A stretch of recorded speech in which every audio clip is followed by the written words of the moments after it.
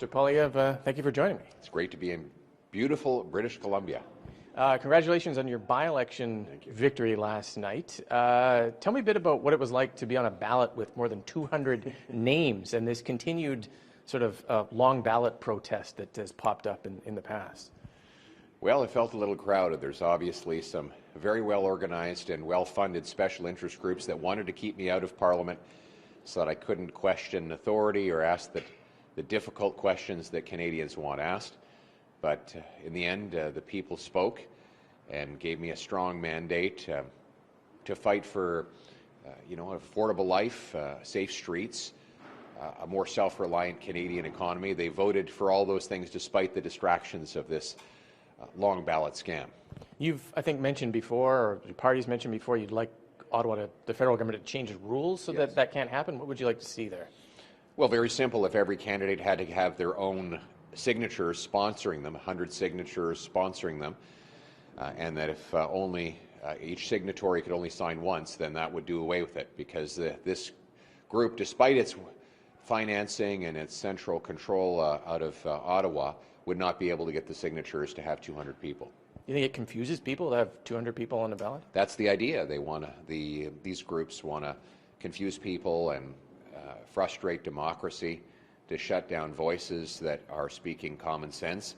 But you know what? At the end, it didn't work, and we're going to change the law to end the long ballot scam and give people back their secret ballot democracy.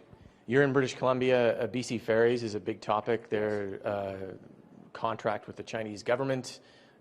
In the light of tariffs from China on canola, what are you hoping to see the BC government, the federal government, and BC Ferries do on that contract?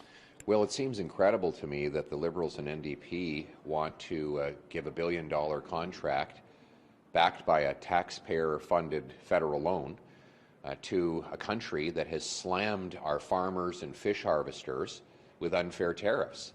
I want to retaliate against Beijing by canceling this loan and this contract. In addition to that, we should have an economy that's competitive enough to make our own ships, especially in this time where, after COVID and the latest trade disputes, we've proven we know that we need to be more self-reliant than ever before. So Conservatives want to cancel this and source the construction here at home with our workers, our people, our steel, our country.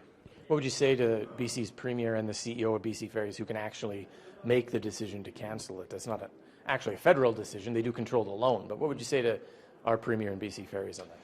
Well, you're right that the federal government, under the Liberals, has made the loan. They attacked the purchase of the Chinese ships, but then the feds were the ones that loaned the money to buy the ships. So it's more Liberal hypocrisy and dishonesty that's costing British Columbia and Canadian taxpayers while making our economy more helpless and reliant on forces out of our control. So what I would say is we need an economy that is strong, self-reliant, and sovereign. And that's what our Conservative economic plan will do. But just to be clear, you do think BC Ferries should cancel the China contract and go somewhere else?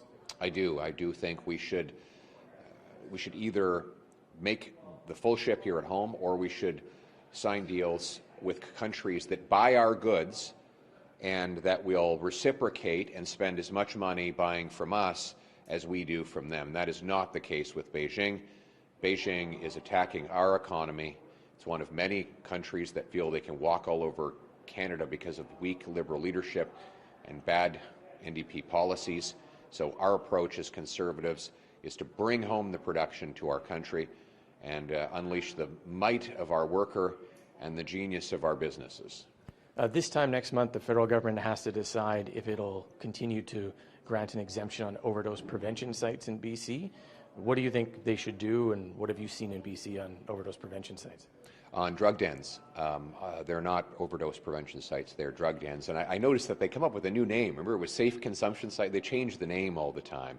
And that whenever they change the words to manipulate the meaning, you always have to suspect the real agenda. The liberalization of drugs in this country has been a disaster. Over the last 10 years of Liberal government, we've lost 50,000 people to overdoses. Mark Carney continues with the same disastrous policies that the NDP and Liberals have pushed and that have caused so much death and destruction. We know the way forward. Shut the drug dens, ban the drugs, give life sentences to fentanyl dealers, and invest in treatment and recovery to bring our loved ones home drug-free. And just finally, now that you have a seat in the House of Commons again, what does the fall look like for you, and how different will it be having you back in the House of Commons? It'll mean fighting for a strong, self-reliant Canadian economy where hardworking people have more take-home pay with dollars that buy more affordable goods. People can't afford to live right now. You know, it doesn't matter if you're in rural Alberta or Vancouver Island. Grocery prices, housing costs are through the roof, and paychecks are falling as jobs are being lost.